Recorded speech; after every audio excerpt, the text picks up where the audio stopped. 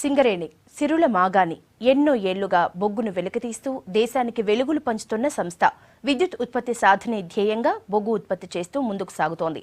నష్టాల నుంచి లాభాల బాట పట్టిన సింగరేణిపై ఆవిర్భావ దినోత్సవం సందర్భంగా స్పెషల్ స్టోరీ.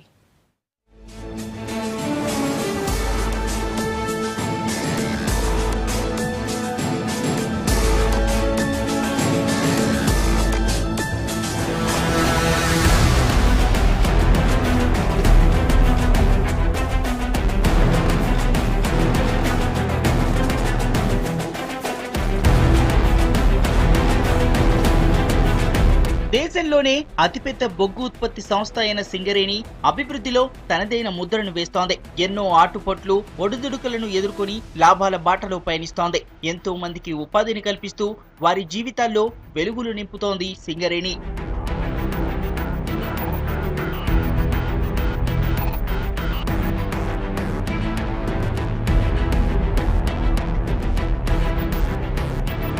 ఖమ్మం జిల్లాలోని సింగరేణిలో ప్రారంభమైన బొగ్గు ఉత్పత్తి కరీంనగర్, ఆదిలాబాద్, వరంగల్ జిల్లాలకు విస్తరించింది. దక్షిణ భారతదేశంలోనే ఏకైక బొగ్గు పరిశ్రమగా సింగరేణి ఏర్పడింది. 1871లో బ్రిటిష్ ప్రభుత్వం తవ్వకాలు చేపట్టింది. అందులో బయటపడిన బండరాయిని సైంటిస్ట్ విలియం కింగ్ బొగ్గుగా గుర్తించాడు. కోల్తో బ్రిటిష్ సర్కార్ కరెంటు ఉత్పత్తిని ప్రారంభించింది. ఖమ్మం జిల్లాలోని సింగరేణిలో బొగ్గు ఉత్పత్తి ప్రారంభం కావడంతో అదే పేరు సంస్థకు పెట్టారు. ఆ పొయ్యి నాటడానికి, పొయ్యి వండుకోవడానికి పొయ్యి చేసినప్పుడు అక్కడ ఆ 3 రాళ్లలో 2 రాళ్ళు ఎర్రగా అయిపోయి తామే కాలిపోవడం జరిగింది. అదొక వింతగా తెలుసుకొని ఇమీడియట్గా అక్కడ ఉన్న సైంటిస్టు, జియాలజిస్టు కింగ్ జార్జ్ అనే వ్యక్తికి తెలియపరచడం జరిగింది. కింగ్ జార్జ్ యొక్క ఆధ్వర్యంలో ఆ పరిసర ప్రాంతంలో మొత్తం చాలా ఎక్స్పెరిమెంట్స్, ఎక్స్ప్లోరేషన్స్ జరిగాయి. తద్వారా తెలుసుకుంది ఏంటంటే అక్కడ బొగ్గు నిక్షేపాలు ఉన్నాయని తెలుసుకున్నారు. 1886లో ఉత్పత్తి ప్రారంభించిన హైదరాబాద్ డెక్కన్ కంపెనీ 1890 డిసెంబర్ 23న సింగరేణి క్యాలరీస్ కంపెనీ లిమిటెడ్ గా మారింది.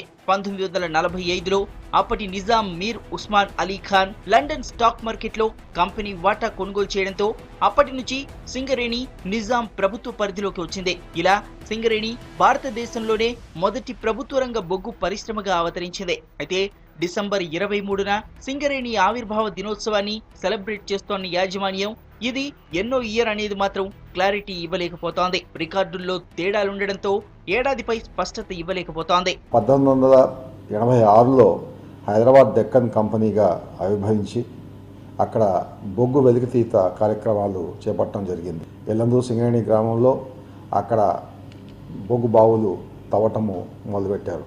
అలాగే 23 డిసెంబర్ 1990 నాడు హైదరాబాద్ డెక్కన్ కంపెనీ సింగరేణి కాలరీస్ కంపెనీగా నామకరణం చేయటము, లండన్ స్టాక్ ఎక్స్చేంజ్లో నమోదు కావటము గమనించదగ్గ విషయం.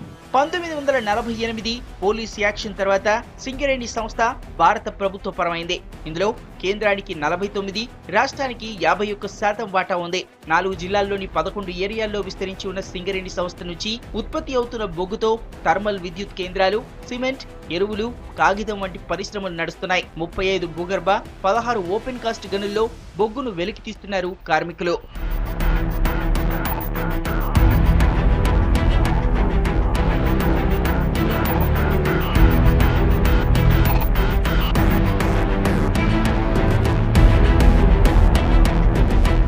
మొదట్లో లాభాలు పొందిన సింగరేణి తర్వాత నష్టాల బాట పట్టింది. బొగ్గు ఉత్పత్తి జరగకపోవడంతో ప్రొడక్షన్ కయ్యే ఖర్చు కంటే మార్కెట్లో తక్కువ ధరకు బొగ్గును అమ్మడంతో సింగరేణికి నష్టాలొచ్చాయి. బొగ్గు ధర నిర్ణయం కేంద్ర ప్రభుత్వ చేతుల్లో ఉండడంతో కంపెనీ పూర్తిగా దివాలా తీసింది. దీనికి తోడు కొత్త ప్రాజెక్టులకు శాస్త్రీయ ప్రణాళిక లేకపోవడంతో కోట్లు ఖర్చు చేసినా ఫలితాలు కనిపించక నష్టాలు పెరిగిపోయాయి. 1993 నాటికి 1200 కోట్ల అప్పుల్లో కూరుకుపోయింది సింగరేణి.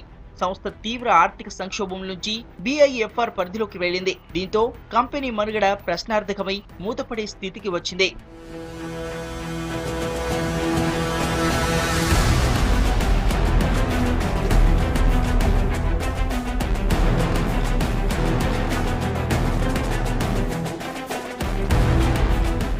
ఇలాంటి పరిస్థితుల్లో సింగరేణిని కాపాడే శక్తి కాకా వెంకటస్వామికే ఉందని భావించిన కార్మికులు, యూనియన్ నేతలు ఆయన్ను కలిసి పరిస్థితిని వివరించారు. సింగరేణి అధికారులతో నివేదికలు తెప్పించుకుని ప్రభుత్వం చేయాల్సిన సాయంపై కాకా రిపోర్ట్ తయారు చేయించుకున్నారు. సింగరేణి అధికారులతో కలిసి వెంకటస్వామి అప్పటి ప్రధాని పివి నరసింహారావుతో ప్రత్యేకంగా సమావేశమయ్యారు. పివితో మాట్లాడి కేంద్ర ప్రభుత్వాన్ని ఒప్పించి వడ్డీగా ఉన్న 600 కోట్లు మాఫీ చేయించడమే కాకుండా సంస్థను BIFR లోకి వెళ్లకుండా అడ్డుకున్నారు. ఈ రోజు సింగరేణి ఉందంటే అది వెంకటస్వామి దయే అంటున్నారు కార్మికులు. మరి కాకా వెంకటస్వామి గారు మరి మన సింగరేణికి సంస్థకు ఎంతో ఎనలేని కృషి చేయడం జరిగింది. మన సింగరేణి లాసులో ఉండి BIFRలకు పోయే టైంలో సింగరేణికి మన కాకా వెంకటస్వామి గారు 600 కోట్లు మరి మన మిత్తి సింగరేణికి లాస్లో ఉన్నప్పుడు మిత్తి మాఫీ చేయడం జరిగింది.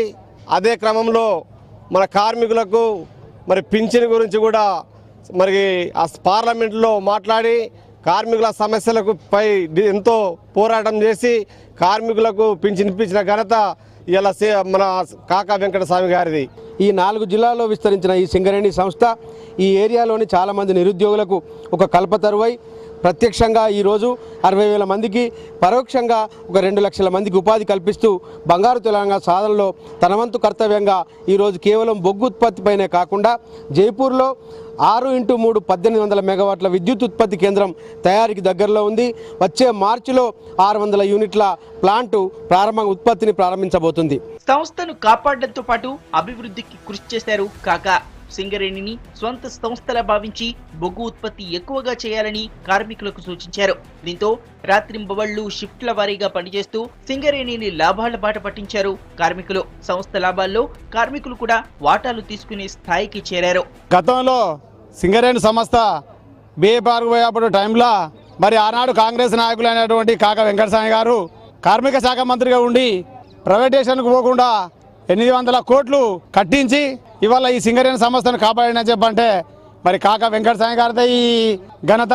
ఆ రోజు కాకా చేసినటువంటి పుణ్యమే ఈ రోజు సింగరేణి మనకు నడుస్తుందని చెప్పంటే ఆ కాకా గారిదే ఇదంతా దయాదాక్షిణం అని చెప్తున్నాం. కాలంతో పాటు లేటెస్ట్ టెక్నాలజీని ఉపయోగించుకుంటోంది సింగరేణి. తట్ట, చెమ్మా స్థానంలో SDL యంత్రాలను ప్రవేశపెట్టింది.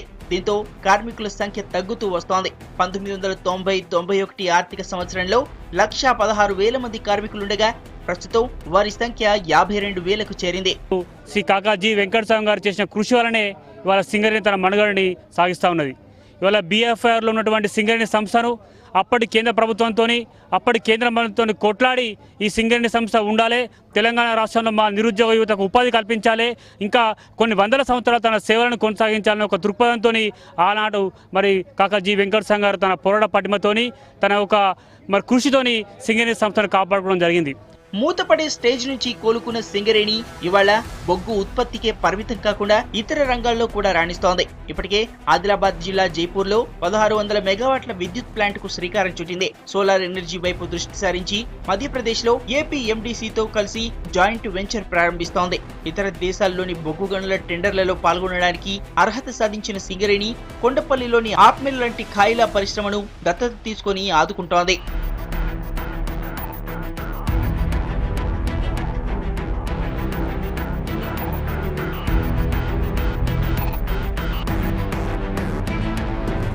రాబోయే రోజుల్లో ప్రస్తుతం ఉన్న అండర్ గ్రౌండ్ మైన్స్ ను ఒక్కొక్కటిగా మూసివేస్తూ ఓపెన్ కాస్ట్ చేయాలని చూస్తోంది యాజమాన్యం.